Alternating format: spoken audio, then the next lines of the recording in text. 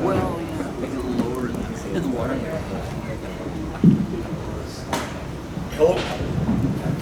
Questions for the coach, guys? All right. Paul Strajewski, NHL.com. A two-part question, if I may. You coached this team in Vancouver, where you beat the Russians 7-3, and probably may have put up the best display of Canadian hockey in the first 24 minutes after we took the 6-1 lead.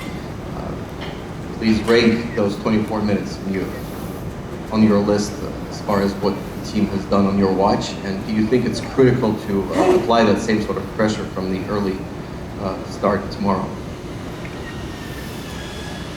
Well, I mean, obviously it was a good outcome for our team. It was in a crossover game.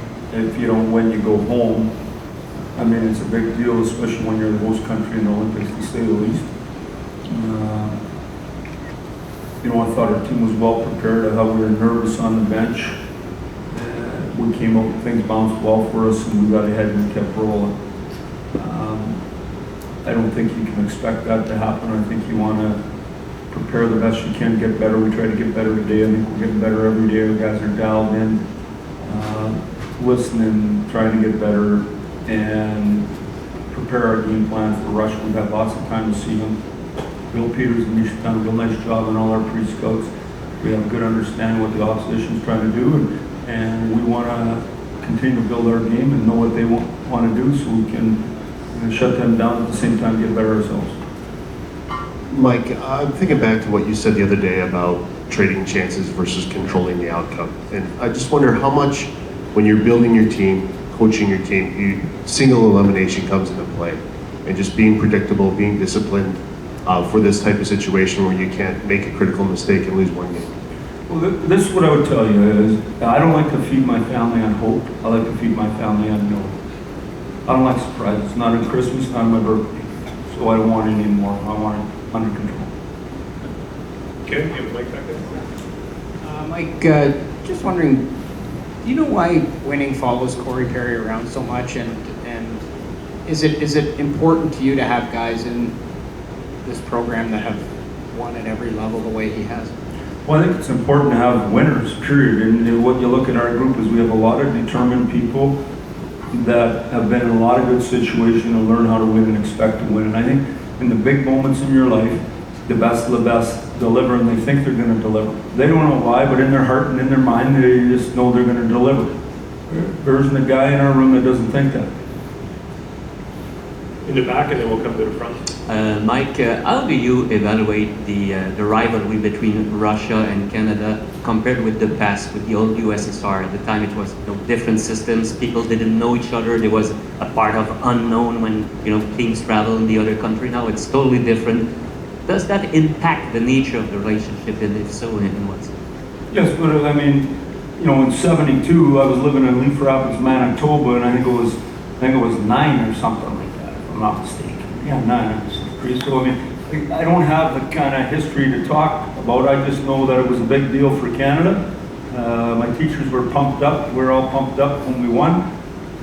Things have changed a lot. Hockey's gotten way better.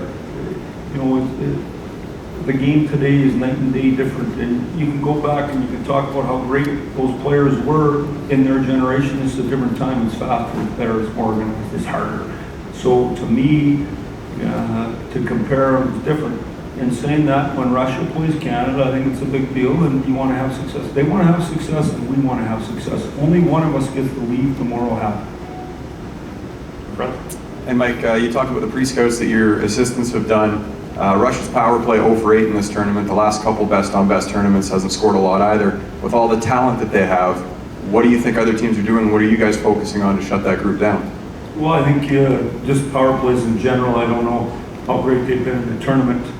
Penalty killing is well adjusted, and the power plays don't spend all their time together like you do in the regular season. We try to work on we worked on our power play every single day, and it's still a work in progress to say the least. So, we're kind of concerned about our own specialty teams, not Russia. Questions? Here. A lineup question, Mike. We can go over looked like pretty much the lineup we had until the final game. Yep.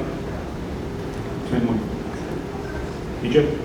Mike, you mentioned in talking about that 2010 game against Russia that the team was nervous on the bench. Is that a good thing? And if so, why is it a good thing for a coach to sense that? Yeah, I don't know. I just know that, you know, I mean, they couldn't even hear you. They were focused. They were dialed in. I don't know. You want to be, I think, emotional. You want to have a certain amount of anxiety. You want to be under control. So what's that perfect fine line? You want to walk it. And so, you know, I thought early in the American game we didn't execute at all. So to me, that's tight and tentative. You know, we want to be loose and driving and jumping. We want to be flying. And yet in saying that, you want to be activated enough. Everybody likes to be in the 50-50 situation when you're good at what you do, because that's where the fun's at, because that's where the anxiety is. That's why you're in the game. If it's an 80-20 thing, that's boring. Why would you? So this is 50-50 now. Let's get after it. Should be fun. Right here. Mike, a week and a half ago, you played this team in Pittsburgh and put up 48 shots on the goalie, Bobrovsky. You saved 45 of them, and you had a hard time winning the game. It went to overtime. What do you think needs to be different this time so that it's not that close? Well, the game was 46 minutes long, as far as I'm concerned, because we took 14 minutes of penalties. Sat in the box all night, made sure we played 6 forwards and had no rhythm in our game, and made it as hard as we possibly could on ourselves. So we got in our own way. We got to stay out of the box, and we got to let our players play. We know what they're going to do. We know what we have to do. Now we got to get out there and play. Is that it? See you guys. Thank you.